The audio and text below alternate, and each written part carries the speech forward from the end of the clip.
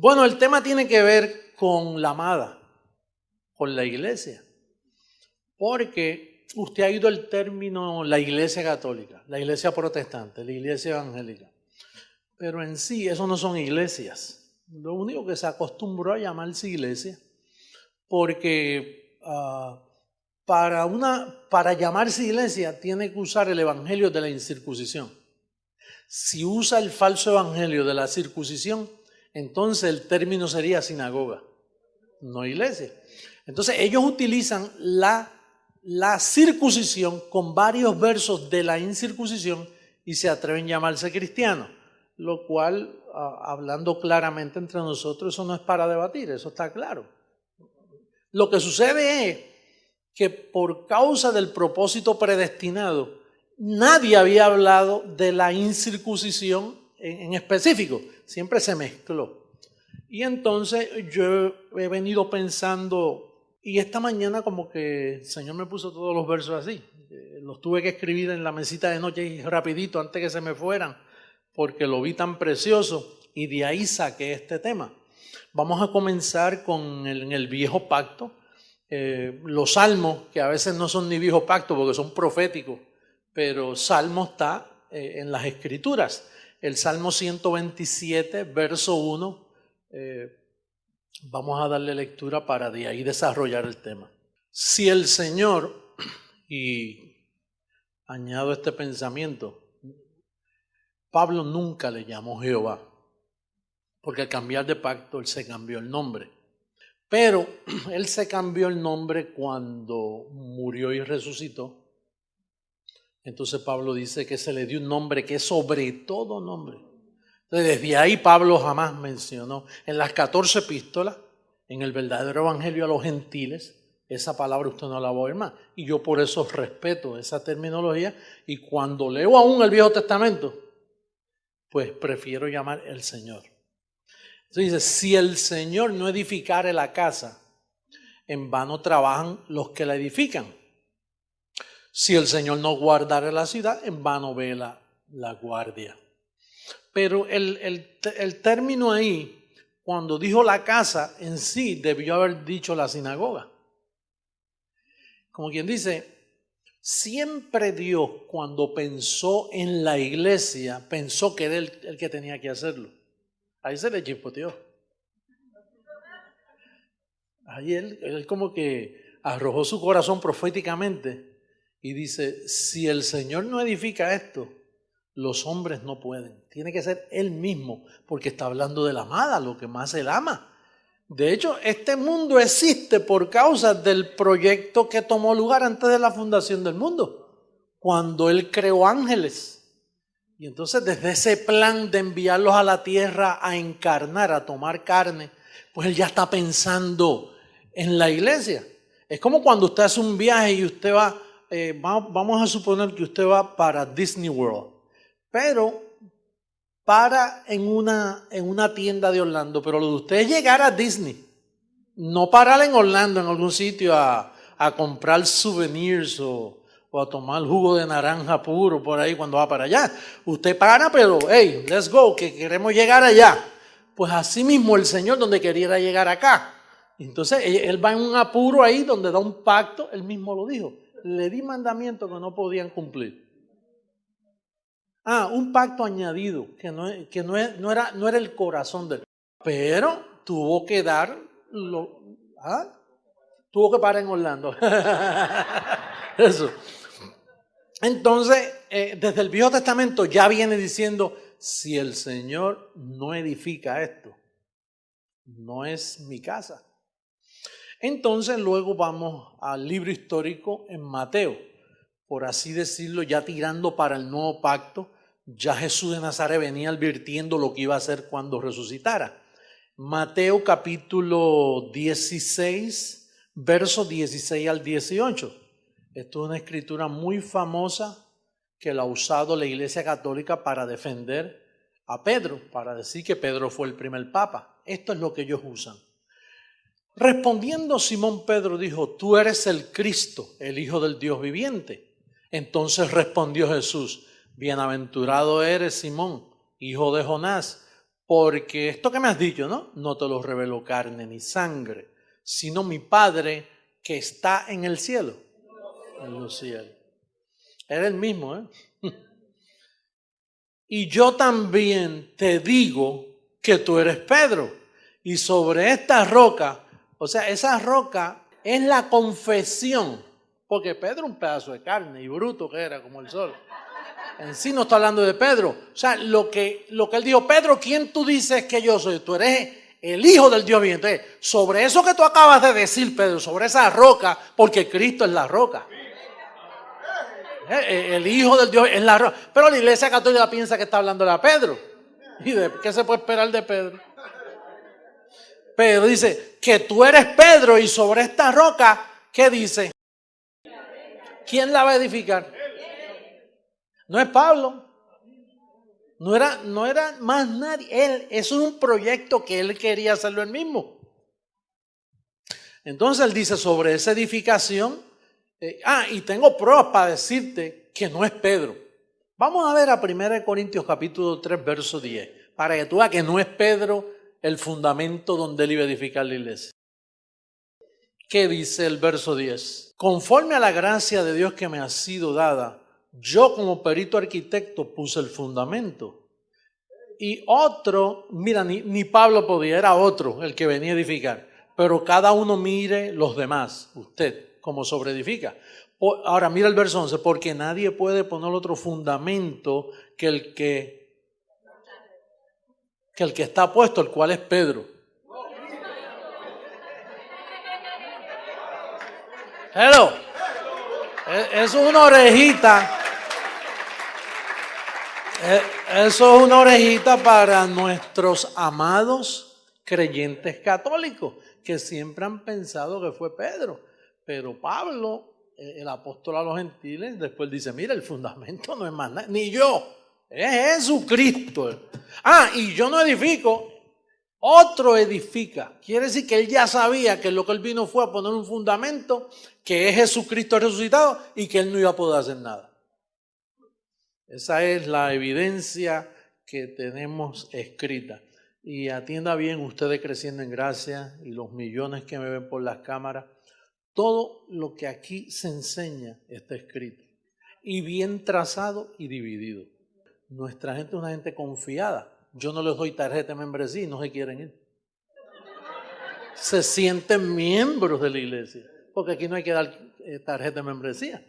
Pero usted cree porque... Fíjate, 2000 años nos dijeron que esta era la palabra de Dios. Y es la palabra de Dios. Y sobre ese fundamento que yo estoy enseñando, ¿no? Entonces, hemos visto que Pablo dice que el fundamento es Jesucristo. Pero yo noto que ya desde el viejo pacto, dice, si el Señor no edifica la casa, es en vano. Entonces acá le dice a Pedro, yo voy a edificar mi iglesia. Eso que tú has dicho, yo voy a edificar mi iglesia. Entonces, pues se creyó que era Pablo. Pues Pablo sí que está edificando la iglesia. Mira, Pablo habló de predestinación, habló de escogidos, habló de la gracia, de que, bueno, pues pensamos que era Pablo. Pero mira lo que le pasa a Pablo. En Hechos, libro histórico, antes de llegar al evangelio de la incircuncisión, Hechos capítulo 20, mira cómo dice el verso 29. Fíjate la confesión que hace Pablo ya después que dijo que iba a morir. Él dice, pronto estoy por ser sacrificado. Él sabía que lo iban a matar en Roma. Entonces él dijo, porque yo sé que después de mi partida, aquí en Roma no me van a perdonar, porque yo sé que Pedro está muy contento con Cornelio, y están fabricando su Vaticano y yo soy un estorbo para Pedro, porque él piensa que él es el que tiene las llaves y que él es el fundamento, porque Cristo le dijo esto y tiene a todo el mundo convencido aquí de que él es, pero el fundamento es Cristo. Además, Pedro, quien predica a Jesús de Nazaret, yo predico al que resucitó. Así que él iba a tener problemas allí. Dice, yo sé que después de mi partida, eso es una confesión, una profecía que Pablo dice, yo lo sé. Digo, cuando una persona como Pablo, ese tipo de líder, Dice, yo sé, esto yo lo sé, porque es yo estando vivo y se me hace difícil. Estando vivo, todo el mundo me ha abandonado. Estando vivo con todo lo que yo enseño, se me reducen, perdí a Galacia, a la iglesia de los Gálatas, me abandonaron todos los de Asia. Yo sé que una vez yo desaparezca de aquí, mira lo que sucede. Entrarán en medio de vosotros lobos rapaces. Que no, ¿qué? ¿Qué significa que no perdonarán al rebaño? No es que no le van a decir te perdono. No, que no lo perdonarán en decirle la verdad de lo que el profeta dijo. En un día quitaré el pecado de la tierra. He aquí el Cordero de Dios que quita el pecado del mundo. Ellos no le iban a decir. Entonces él dice, entrarán lobos rapaces que no perdonarán al rebaño. Continúa. Dice, y de vosotros mismos se levantarán hombres que hablen cosas perversas para arrastrar tras sí a los discípulos. Por tanto, velad acordándoos que por 3 años de noche y de día no he cesado de amonestar con lágrimas a cada uno. Y ahora, hermanos, os encomiendo a Dios y a la palabra de su gracia, que tiene poder para edificaros. Porque la edificación no estaba. La palabra por ahora va a seguir haciendo una sobreedificación ahí en lo que va menguando la cosa y luego desaparece toda. Y daros herencia con todos los santificados. Bueno, entonces lo que vemos es que la iglesia nunca fue edificada. Los apóstoles no edificaron ninguna iglesia porque en lo de los apóstoles era el judaísmo. Recuerda cuando Pablo reprende a Pedro y le dice, oye, ¿cómo tú vas a obligar a los gentiles a judaizar? Así que con judaísmo tú no vas a levantar una iglesia.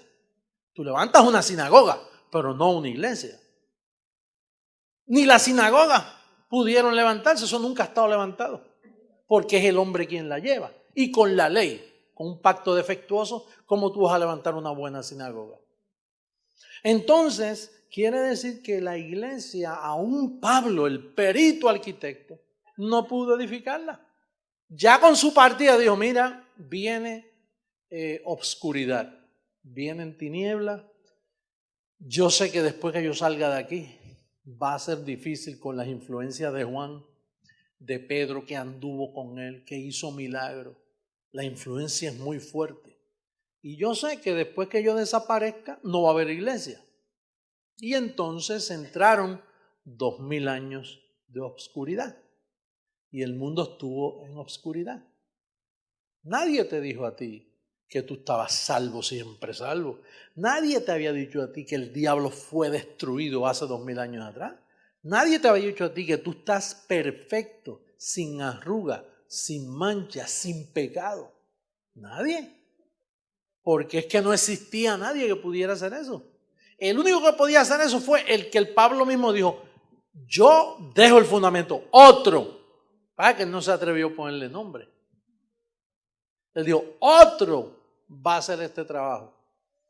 Y por muchos años yo me llamé el otro sin saber el nombre de ese otro. Yo el otro, yo me lo comía fácil, bueno, otro es otro. Pero ahora es que yo entiendo que ya Pablo, de quien venía hablando era del que dijo, yo edificaré mi iglesia. Entonces acá dice, otro edificará. ¿Qué? La iglesia. Era otro, ese otro el que iba a edificar. Entonces,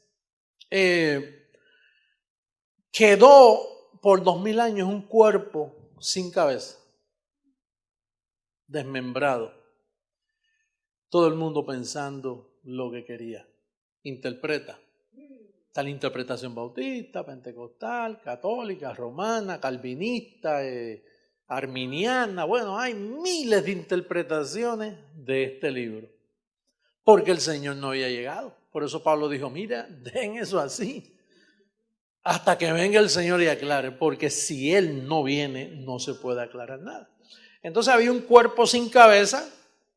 Un cuerpo, dice Lucas 18:8, mira lo que dice. Os digo que pronto les hará justicia. Pero cuando venga el Hijo del Hombre, ¿el Hijo de quién? Tú sabes que ahí está hablando de nosotros, de mí. Es que a veces uno trata de... Dice, hallará fe, no, con circuncisión no se puede hallar fe. Si usted utiliza a Mateo, Marco, Lucas, Juan, Hechos, y después se atreve a utilizar a Santiago, primera de Pedro, segunda de Pedro, primera de Juan, segunda de Juan, tercera de Juan, Judas y Apocalipsis, esos 8 libros, con los primeros 6, oye, son 14 también, ¿eh? Pero un 14 negro, al revés. Es un 14 en oscuridad. Esos libros, si usted los utiliza fuera de las 14 epístolas de Pablo, no le da la química no llega. Porque ese es el evangelio de la circuncisión. Y entonces no había fe. Por eso es que usted ve todo el mundo viviendo por obra. ¿Qué religión no prohíbe? ¿Toda? ¿Qué religión no bautiza? ¿Qué religión no dice que te arrepientas? ¿Qué religión no te dice viste así, viste asado, en nuestra iglesia se hace esto, se hace aquello? Todas tienen mandamientos y doctrinas. Todas doctrinas de hombre, prohibiciones. Entonces, cuando se manifestó el Hijo del Hombre, en el caso mío, cuando que vino el Señor a mí, lo primero que yo dije, ay, padre, pues si nadie enseña esto, yo no he visto nada. Y yo preguntaba por todos lados, oye, dime una cosa, ¿cómo tú piensas de esto y de esto? Así. Pues así no es. De hecho, yo no conozco gente, fuera de este ministerio yo no conozco a ningún cristiano. Fuera de aquí no hay cristianismo, no se deje engañar, que ese es el propósito de esta reforma. Decirle al mundo que los engañaron, que eso es falso, ese cristianismo. Usted vino a ser cristiano cuando llegó aquí, porque un cristiano tiene que pensar como Pablo. Y entonces, segunda carta de Tesalónica, capítulo 2, verso 1, mira cómo dice. Pero con respecto a la venida de nuestro Señor Jesucristo y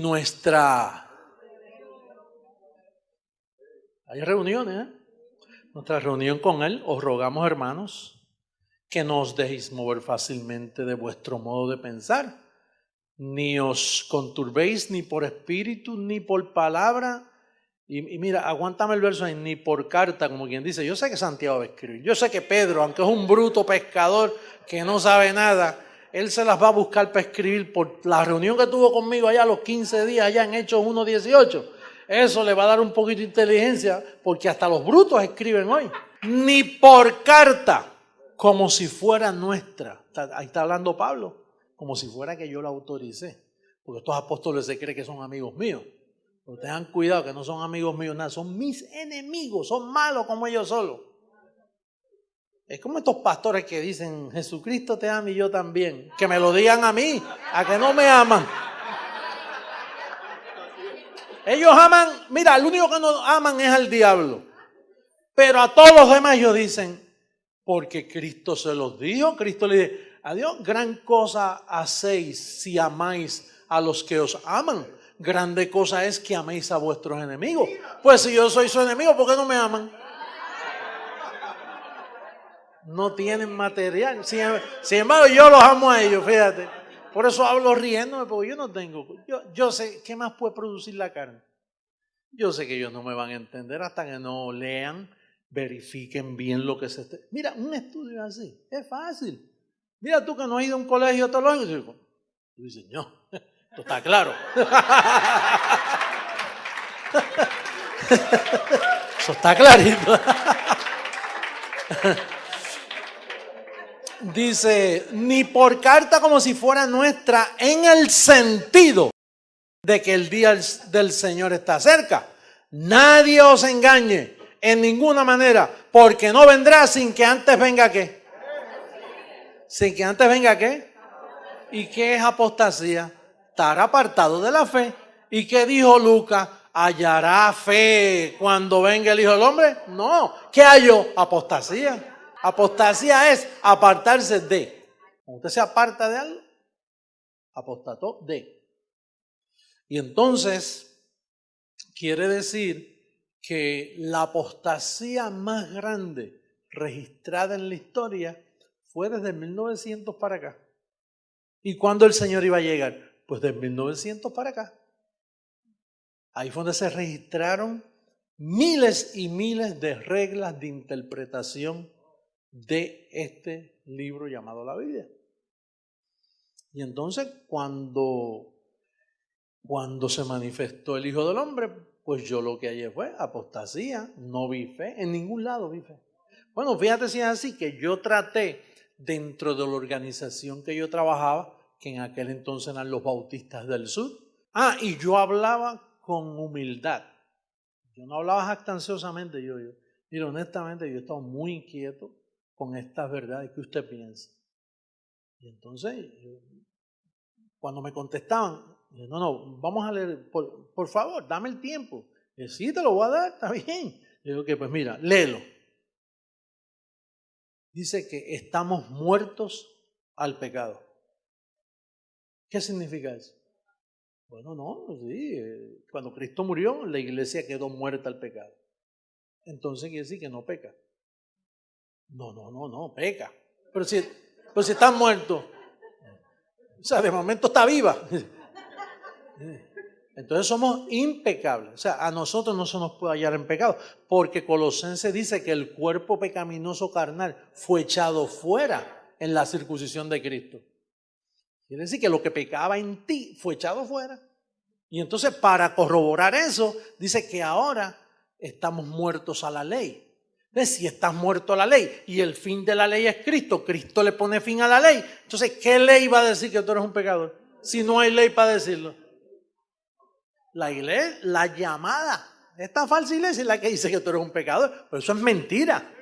Y se lo vamos a meter por boca y nariz y oído hasta que lo entiendan, que son unos mentirosos. Le han mentido al pueblo.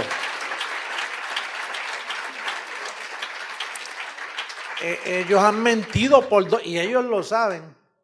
Ellos lo saben que son mentirosos. Desde Roma, desde el Papa, el mayor mentiroso. Y toda organización detrás de esa.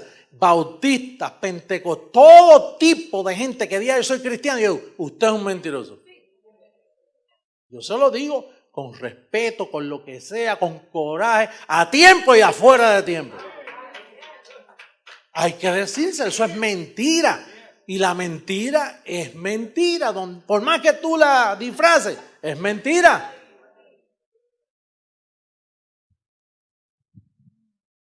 Y entonces, le voy a hacer una pregunta. Vamos a leer a Efesios 3, 8, 11 y le voy a hacer una pregunta. Estamos ya convencidos de que no hay iglesia, porque está en apostasía. Y una gente que está en apostasía no es iglesia. Correcto. Si no tienen ni fe y están en apostasía, ¿tienen derecho a llamarse iglesia? No. Ahora, contésteme esta pregunta, yo lo voy a hacer en Efesios 3, 8. A mí, que soy menos que el más pequeño de todos los santos, hablando Pablo, me fue dada esta gracia de anunciar entre los gentiles el evangelio de las inescrutables riquezas de Cristo y de aclarar a todos cuál sea la dispensación del misterio escondido desde los siglos en Dios, que creó todas las cosas, para que la multiforme sabiduría de Dios sea ahora dada a conocer por medio de ¿quién? Pues si no había iglesia. ¿Cómo esa sabiduría va a darse a conocer y usar de medio? Decir, la iglesia está sin fe y en apostasía desde Pablo. Contéstate eso. Entonces, ¿a quién le estaba hablando ahí? A nosotros, bendecidos.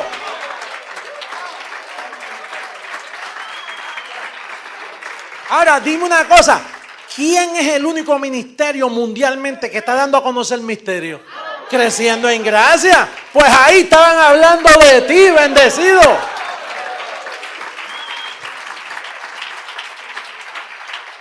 Sea ahora, ese ahora es 2000 años. Sea ahora, dada a conocer por medio, después que él me acaba de decir, mira, después de mi partida no hay iglesia. Yo le he dicho, Pablo, entonces, ¿qué iglesia es la que va a dar a conocer eso? Dime, ¿qué iglesia es la que va a dar a conocer esos misterios si tú dices que después de tu partida no hay más nada? Él me hubiera dicho, José Luis, sopórtame locura, lo que está escrito, está escrito. Dice, ¿pero cuándo? Bueno, cuando aparezca la iglesia. ¿Y dónde está? Oye, hello. Dice que llamó amada a la que no era amada. Esta es la iglesia. Ustedes son el Ministerio Internacional, ustedes y los millones que me están viendo, que hoy yo recibo que se hagan parte de nosotros, avanzando, corriendo. Mira, desde ayer tú debieras estar aquí ya. No esperes hoy, es desde ayer. Digo, si amas la verdad. Si no amas la verdad, quédate donde estás, porque tú no sirves. Tú eres un pedazo de carne con nervios y huesos, y aunque cantes bonito, seas bonito, feo, fea, si tú no tienes convicciones, tú eres un animal, como Pablo dice. Pablo llama el hombre animal, la mujer animal. La persona sin convicciones no vale un centavo. Si no cree, para Pablo le llamaba perros o perras.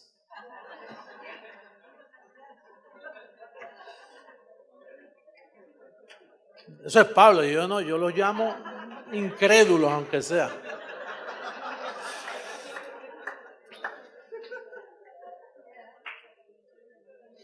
Efesios capítulo 5, verso 23. Verso 23. Porque el marido es cabeza de la mujer, así como Cristo es cabeza de la iglesia, la cual es su cuerpo y Él es su Salvador. La iglesia estaba sin cabeza y ahora tiene cabeza.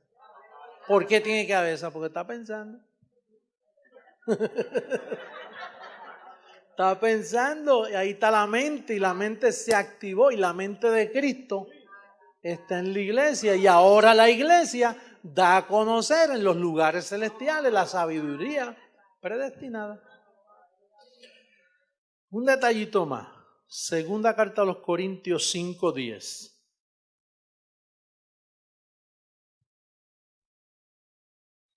Porque es necesario que todos nosotros comparezcamos ante el tribunal de Cristo. Se incluyó Él. Para que cada uno reciba lo que haya hecho mientras estaba en el cuerpo, sea bueno o sea malo.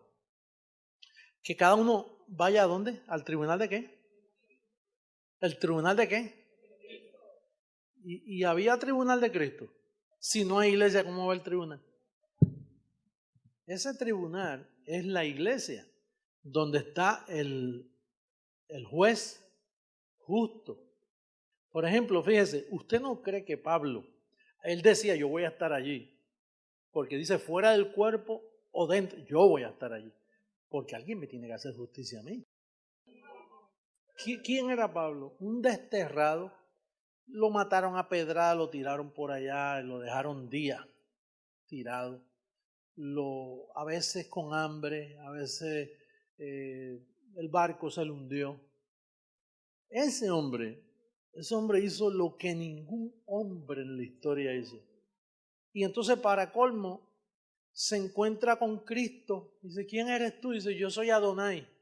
Tú eres Dios, pero tú no eres, dicen que era el Hijo de Dios. Hijo es en la carne, Pablo. Yo soy el Dios de Abraham, de Jacob, que es resucitado de los muertos. My God, espérate, que tú eres. Y ahí, entonces, pues va a ver a sus discípulos, y sus discípulos son los asesinos de él. Yo me imagino que digo, oye, pero qué enredo es este, espérate. Pero ustedes anduvieron con él. Sí, no, anduvimos con él, tremendo. Dice, pero ¿y por qué ustedes no me quieren creer a mí si él se me apareció a mí y me dijo que esto es así? No, eso no es así. Pero si él fue el que me lo... Oye, ese señor hace unas películas, hace unos libretos. Y, oye, a veces a ti te pasan cosas en la vida que tú dices, oye...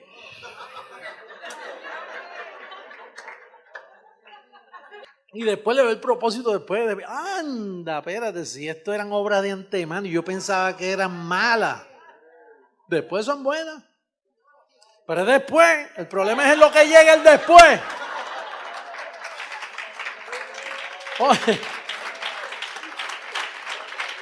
Oye, y tú sabes lo que Pablo enfrentarse, yo me imagino cuando vio a Pedro, Pedro, Abba, Padre. ¿Qué es eso de Abba, Padre?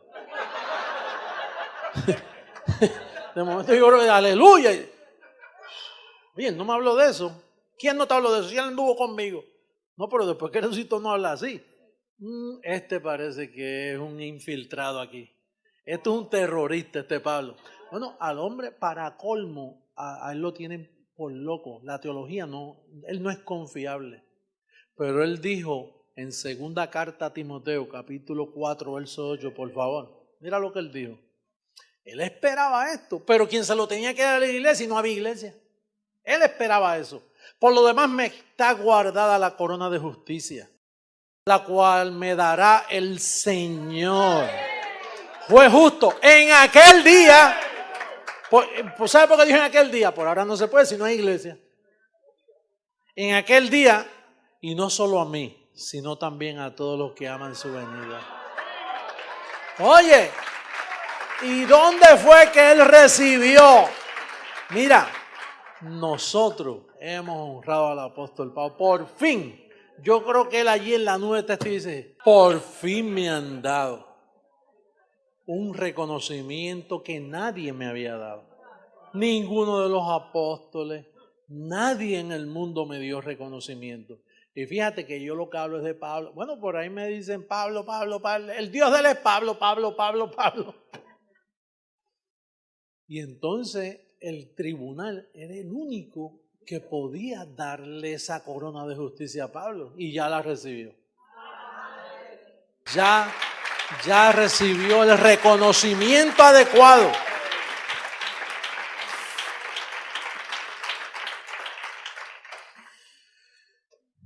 Romanos 14:9.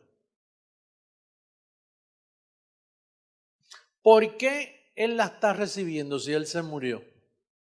Vamos a verlo ahí. Porque Cristo para esto murió y resucitó. ¿Y volvió a qué? ¿Cuándo volvió a vivir?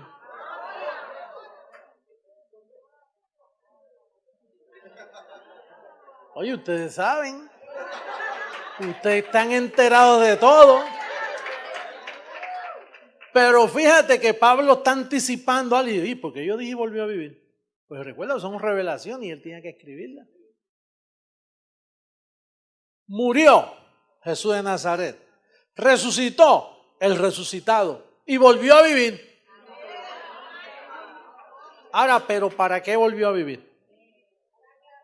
Para ser Señor así de lo que.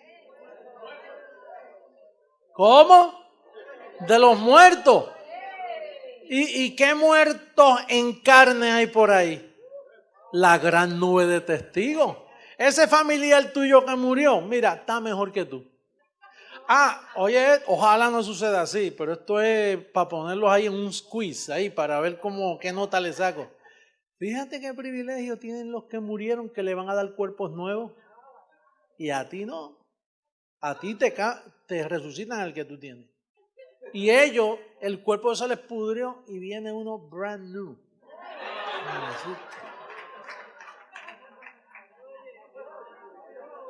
Lo que tú has pensado que es bello o bella, eso es lo que le van a dar a eso.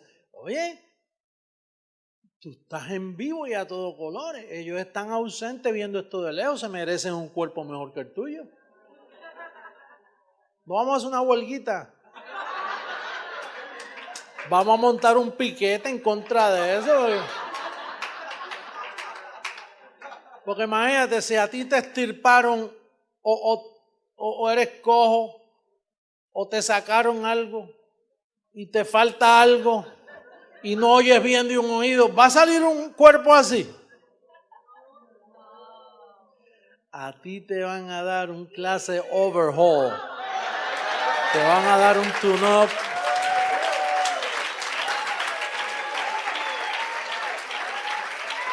Esa es la gran promesa del cristianismo. Ahora, esos son los primeros frutos. Cuando un buen agricultor mira la cosecha, ¿qué es lo primero que coge de ahí? las primicias las coge y de ahí les reparte a sus familiares. Mira, estos platanitos tan gorditos, los demás, que no vengan todavía los vagones a llevarse para el mercado. Primero vamos a coger unos frutos que vamos a participar entre nosotros. Entonces, a nosotros, los que estamos inscritos, los primogénitos, va a haber primero una cosecha donde Dios dice, yo tengo que formar un gobierno con estos primeros. Entonces, luego que esté ese gobierno, imagínate, ¿verdad? Luego ellos, porque ellos son escogidos también, pero no tienen la medida por ahora. Digo, faltan miles y miles de ellos para llegar, pero otros se van a quedar en cuerpos naturales, en el cuerpo corrupto. Y entonces tú vas a estar aquí en la tierra con un cuerpo revestido de gloria y hay que educarte. Por eso son estos calqueos, porque si no se te educa bien, tú eres, imagínate, un Superman malo.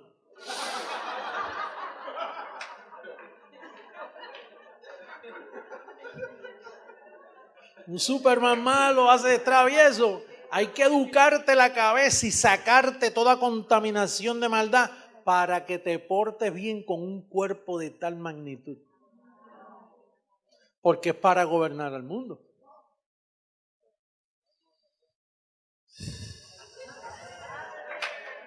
Los malos no cuentan.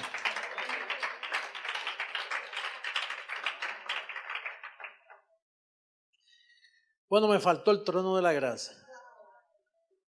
¿Pudiera haber el trono de la gracia si no hay iglesia?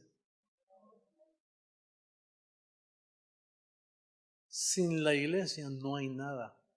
Mira, sin la iglesia los ángeles estaban inactivos. No tenían nada que hacer.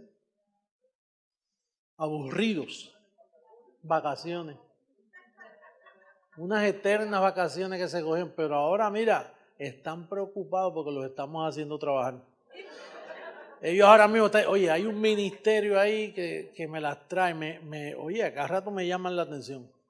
Acá, ángeles contigo, ángeles, cubierta ángeles, ya nos tienen a las millas. Lo que más amó, lo que has concilió, lo que desde antes él predestinó. La nota está alta ahora.